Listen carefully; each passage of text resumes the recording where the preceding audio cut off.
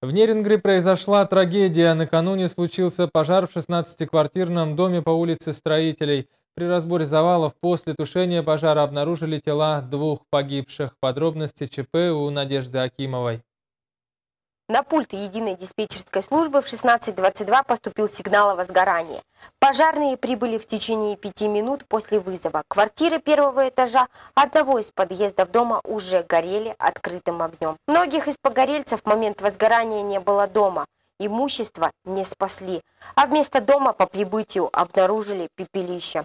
Мы с дочерью были в магазине, покупали зимние вещи, она получила зарплату. И старшая дочь позвонила, что пожар.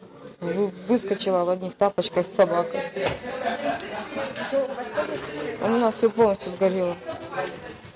Их детей документы сгорели, но у меня свои мои при мне были, и маленькой девочки. А так все, и мужа сгорело, и детей сгорели все документы. Все документы, вся квартира полностью, ничего не осталось. Во время пожара пострадало 2 жильцов, но их здоровью уже ничего не грозит. Им была оказана первая медицинская помощь. Бригада скорой помощи дежурила все время.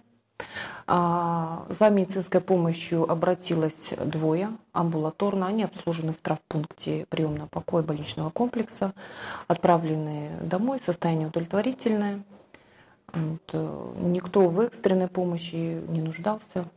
На следующий день при разборе завалов было обнаружено 2 трупа – мужчины и женщины. Их личности устанавливаются. Продолжается расследование причин возгорания. На данный момент ведется дознание по данному факту. Предполагаемые причины еще устанавливаются, но 2 версии у нас: неосторожное обращение с огнем и короткое замыкание электрооборудования. Городские власти ведут работу с погорельцами. Всем пострадавшим будет оказана материальная помощь, также предоставлено временное жилье из маневренного фонда. В социальных магазинах для погорельцев были собраны необходимые вещи. Всего было прописано 44 человека, из них 11 детей. На сегодняшний день у нас выпущено распоряжение главы администрации города Нерюнгри, создана комиссия. Мы из резервного фонда будем оказывать материальную помощь.